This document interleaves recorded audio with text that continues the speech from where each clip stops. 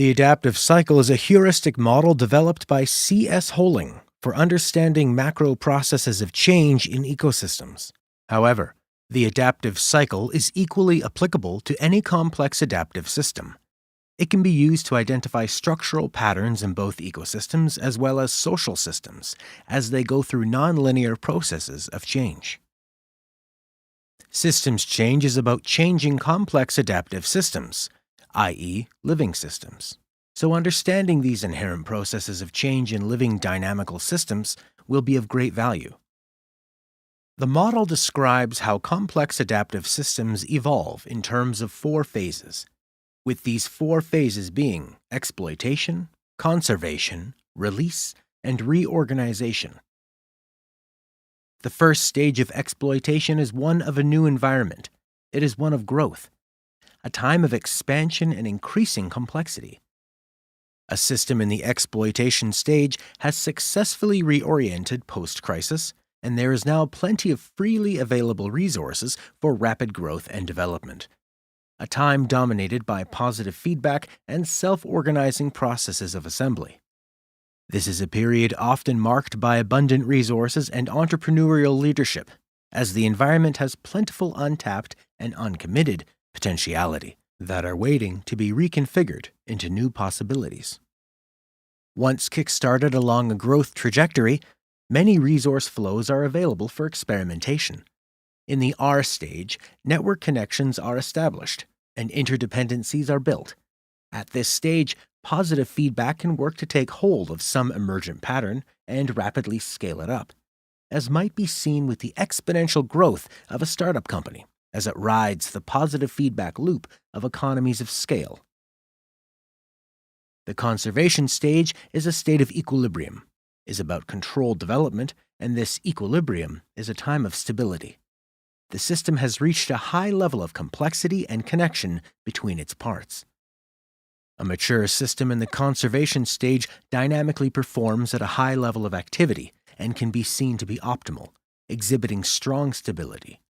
At this stage, negative feedback cycles dominate over positive feedback, but as the system settles into a stable configuration, there is the possibility of rigidity forming. Characteristics of a rigid system include very few key nodes with a high concentration of influence, and low diversity both in nodes and pathways.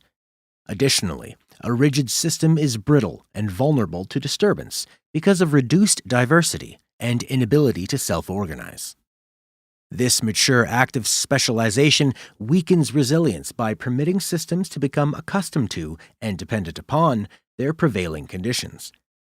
In the event of unanticipated shocks, this dependency reduces the ability of the system to adapt to these changes.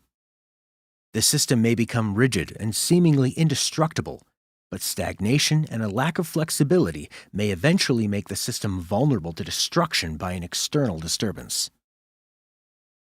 The release phase is one of crisis and collapse, when the system is destroyed by an external disturbance. Positive feedback generates dramatic change, and the system falls apart as it is pushed out of its stability domain. The test of a system in the release state is its capacity to survive in the face of extreme disturbance or disordered collapse. A system must maintain vital functions throughout the crises.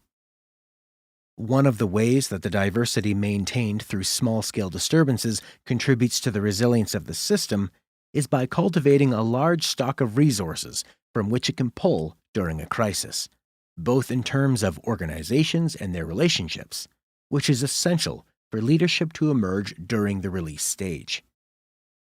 Emergent leadership occurs when actors not tasked with leadership roles informally assume key positions during the crisis. Failure to survive this stage can result in a complete breakdown of the system cycle. Reorganization is a time when the system begins to recover from falling apart.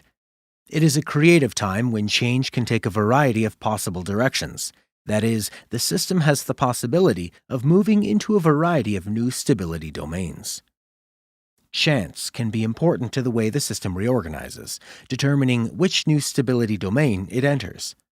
The growth stage that follows reorganization depends on the course initiated during reorganization. To reorient after crises, the system must reorganize and reconnect these pathways and node relations. The release stage provides opportunities for new elements to enter and become more prominent in the system, be they species, nutrients, individual people, citizen groups, or institutions. At this stage in the cycle, the probability of several alternative future states is high. The complex adaptive system can reorganize and return to its former regime, shift to a different regime with similar structure but with changes in feedbacks and dominant processes, or transform into a new regime with novel state variables and feedbacks. As novel societal or ecological groups assemble, some succeed and others fail, and the adaptive cycle may then be repeated. The adaptive cycle is a heuristic model that tells us something about the different stages of the process of evolution. We need to understand these inherent dynamics of complex adaptive systems, because this is how we change them. As noted, no one can change such a system. We have to instead work with this adaptive cycle to enable it to evolve in a certain direction.